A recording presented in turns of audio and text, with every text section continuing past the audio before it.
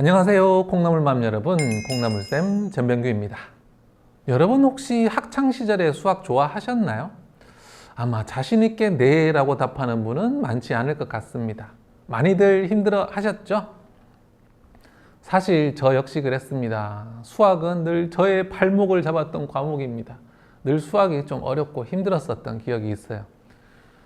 교사가 된 후에 예전에 저와 마찬가지로 수학을 어려워하고 수학을 싫어하고 두려워하는 아이들 정말 많이 만났습니다. 그래서 저는 어떻게 하면 이 아이들이 수학을 싫어하지 않고 수학에 자신감을 가질 수 있도록 도와줄 수 있을까 많은 고민을 했는데요. 수학을 못하는 아이들 그래서 방과 후에 개별적으로 지도도 해봤고 이 아이들에게 부족한 것은 무엇일까 관찰하고 연구를 계속 해왔습니다. 그러면서 제가 발견한 것들이 여러 가지 있는데요. 그 중에서 하나, 수학을 못하고 정말 수학을 좀 어려워하고 두려워하는 아이들의 모든 아이들의 공통점이 있습니다. 오늘은 그 이야기 들려드리고 그러면 가정에서 어떻게 해야 하는지 그 해결 방법까지 깔끔하게 알려드리도록 하겠습니다. 오늘 영상을 통해서 더 이상 수학을 싫어하고 두려워하는 아이들이 없었으면 좋겠습니다. 수학을 못하는 모든 아이들의 공통점 뭐냐고요? 네, 바로 연산이 약하다는 겁니다. 자, 연산이 무엇이냐? 연산은 바로 계산입니다. 수를 이용해서 덧셈, 뺄셈, 곱셈, 나눗셈 이렇게 해서 계산하는 거 바로 연산이죠. 수학에서 연산은 매우 기초적인 기능입니다. 수학이라는 뜻이 수에 대한 학문 아니겠습니까? 그런 만큼 수를 이용해 계산을 하는 것은 기초 중에 기초일 수밖에 없는데요. 연산이 수학의 기초다라는 것은 크게 두 가지를 의미합니다. 첫 번째는 연산이 생각보다 어렵지 않다라는 겁니다. 많은 아이들이 연산을 틀리고 어려워하고 하는데요. 실제로 연산이 어려워서 그런 게 아닙니다. 수학 연산은요, 사실 매우 간단한 규칙에 따라 이루어져 있어요. 그래서 이것이 사실은 배우기가 쉽습니다. 물론 연산을 배우는 것이 너무너무 쉽다 그런 거는 아닙니다. 하지만 다른 공부하고 비교해 봤을 때 연산은 결코 어려운 게 아닙니다. 기초니까요. 매우 단순한 룰에 따라 이루어지거든요. 그러면 이 단순한 쉬운 연산을 왜 아이들이 못하느냐? 그냥 단순히 연습이 부족하기 때문입니다. 연산은 이해하는 것이 어렵지 않아요. 어려운 것이 무엇이냐 하면 그것은 바로 자동화되는 겁니다. 연산은 능숙해져서 거의 자동화가 되어야 됩니다. 자, 자동화가 된다는 것이 무엇이냐? 자, 그럼 제가 문제를 내볼게요. 64? 네, 24 바로 나오셨죠? 64, 24를 생각하지 않으시고 바로 말을 하셨던 것, 이런 것이 바로 연산이 자동화된 겁니다. 물론 이것은 매우 단순한 기초연산일 때를 설명드린 겁니다. 조금 더 복잡해지면 이렇게 나오지 않을 겁니다. 하지만 조금 더 복잡한 연산에서도 크게 다르지 않고 자동화는 너무 중요합니다. 완전 자동화까지는 아니더라도 반자동화는 되어야 합니다. 어떤 식을 딱 받았을 때 이것을 어떻게 계산해야 하는지 굳이 막 생각하고 고민하면 안 되고 숫자를 보면 이렇게 하면서 떠올라야 된다는 거죠. 보는 순간 이 식은 이렇게 계산한다가 저절로 떠올라야 돼요. 자, 예를 한번 들어보겠습니다. 분수의 덧셈 문제를 받았어요. 근데 분수의 덧셈은 어떻게 계산하더라 라고 고민하는 순간 그냥 수학을 못하는 아이예요. 분수의 덧셈 문제를 받는 순간 분모는 통분을 하고 분자끼리만 더한다가 당연히 떠올라야 된다는 겁니다. 그렇지 않다면 어떻게 되느냐? 분수의 덧셈을 받았을 때 이거 어떻게 계산하더라? 이렇게 생각하면 무슨 문제가 생기느냐? 이때 생기는 문제는 연산이 수학의 기초라는 것이 갖는 두 번째 의미와 연결됩니다. 자, 연산이 수학의 기초라는 것의 두 번째 의미가 무엇일까요? 그것은 바로 연산이 수학의 기초이기 때문에 연산이 안 되면 그 위의 수학은 더 이상 없다. 아예 안 된다라는 겁니다. 수학은 연산으로부터 출발하거든요. 수를 더하고 빼고 곱하고 나누는 그 능력에서 모든 수학적 능력이 시작하는 거예요. 거기서 출발하는 거예요. 네, 연산이 수학을 시작하는 기초고 출발이기 때문에 이 연산이 안 된다면 수학 문제풀이라는 그 과정 자체를 출발을 할 수가 없는 겁니다. 수학 문제를 풀기 위해서는 특히 어려운 수학 문제 있잖아요. 이런 것들을 풀려면 몇 단계를 거쳐야 합니다.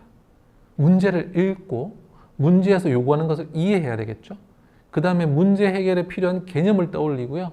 그 다음에 식을 세우고 식에 따라 계산을 해야 됩니다. 이런 과정을 보면 계산이 맨 마지막에 나와요. 그래서 뭐 연산을 수학의 기초라고 생각하지 않을 수 있는데요. 그렇지 않습니다. 이 연산을 수행하는 것은 마지막에 있지만 이 연산을 자동화가 되어 있느냐 안 되어 있느냐는 이 수학 문제에 집중할 수 있느냐 없느냐를 결정합니다. 아이들은 연산에 자신감을 가짐으로써 수학적 자신감을 가질 수 있습니다. 연산에 대한 걱정, 두려움이 없어야 수학 문제 해결에 집중할 수 있는 거죠. 수학적 자신감이 없는 아이들은 수학 문제 해결에 집중하지를 못합니다. 자신감이 없을 뿐만 아니라 풀이 과정을 연상하지를 못해요. 문제풀이의 계획을 세울 때 어떤 식으로 풀고 어떤 식으로 계산하면 나올 것 같다라는 수학적 직관이 필요하거든요. 이게 뭐냐면 우리가 먼 길을 갈 때 내비게이션 보면서 대략적으로 이렇게 가는구나 라고 확인하잖아요. 그런 방식으로 전체적인 풀이 과정이 머릿속에 떠올라야 된다는 거죠. 아, 요렇게 하면 답이 나오겠지가 되어야 되는데 연산이 부족한 아이는 이런 과정이 출발되지를 않습니다. 아무런 그림이 그려지지를 않아요. 그래서 쉬운 문제조차 풀이에 어려움을 겪는 거죠. 아이의 수학 실력을 높이려면 가장 먼저 연산에 집중해야 됩니다. 연산 실력 높여놓고요. 점차 개념, 문해, 사고 차례대로 신경을 써 나가셔야 합니다. 자, 그렇다면 아이의 연산 능력은 어떻게 높여주어야 할까요? 네, 학년별로 한번 알아보겠습니다. 우선 1, 2, 3학년 저학년은 연산 문제집을 바로 시작하시면 됩니다. 그런데 연산 문제집에 단계가 여러 개 있거든요. 근데 우리 아이가 연산을 좀 많이 못한다라고 하면 그냥 가장 쉬운 것부터 시작하시길 권합니다. 물론 뭐 3학년이 1학년 연산이나 혹은 입학 전 아동들을 위한 뭐 프리-K 이런 거 풀면 좀 매우 쉬울 수 있어요. 하지만 3학년 정도까지 아이들은 자기가 할 수 있는 수준보다 훨씬 쉬운 것을 하는 것을 즐겨하고 좋아합니다. 이 나이대 아이들은 수준이라는 것을 잘 구분할 줄 모르기 때문에 쉬운 것을 한다고 자존심 상해하는 일 거의 없습니다. 오히려 쉬운 것을 함으로써 자기가 수학을 잘한다 이런 착각을 하면서 수학 자존감이 올라갈 수 있습니다. 그래서 3학년까지의 저학년은 그냥 가장 쉬운 단계의 연산 문제집부터 시작해 보시면 되고요. 물론 뭐 부모님이 좀 더 분석적으로 우리 아이 수준을 파악할 수 있고 그 수준에 맞는 문제집을 찾을 수 있다라고 한다면 당연히 그렇게 시작하셔도 좋습니다. 그러면 4학년 이상의 고학년 아이들은 어떻게 해야 되느냐? 이 아이들은 무조건 쉬운 연산부터 시작하는 것은 피해야 됩니다. 4학년 이상이 되면 아이들이 수준이라는 것을 이제 파악하거든요. 그래서 자기 수준보다 너무 쉬운 거 시킨다. 그러면 오히려 자존심 상해하기 쉽습니다. 그리고 학년이 높은 만큼 뭐 1학년 프리-K부터 시작한다라고 하면 현재 학년까지 올라오는 시간 상당히 걸리겠죠. 그래서 이 아이들은 자기 실력을 조금 더 정확히 파악할 필요가 있습니다.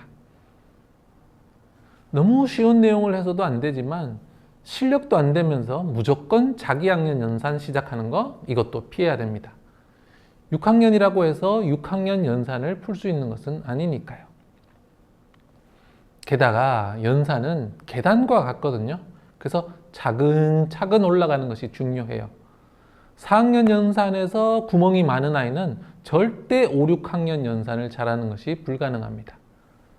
자, 그렇다면 우리 아이의 현재 연산 수준 어떻게 파악하느냐? 네, 에듀넷 사이트를 한번 활용해 보시기 바랍니다. 검색창에 에듀넷 검색하시고요. 에듀넷 T 클리어 서비스. 그리고 수업 연구로 들어가시면 학년, 학기, 과목을 설정하실 수 있습니다. 그러면 여기서 이 PDF 파일을 다운로드 받고 출력하실 수 있습니다. 문제는 단순 연산부터 문장제 문제까지 다양하게 있는데요.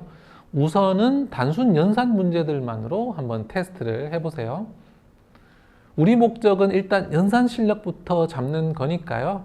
그렇게 연산 실력을 확인해서 10문제 중에 9문제 정도 이상 맞는다 그러면 통과입니다. 그런데 8문제 이하다. 그러니까 10문제 했는데 한 2문제 정도 틀린다.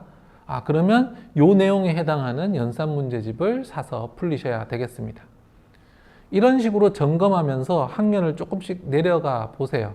만약 아이가 현재 학년 내용을 모두 90점, 100점 맞는다라고 하면 굳이 내려가서 확인하지 않으셔도 되겠고요.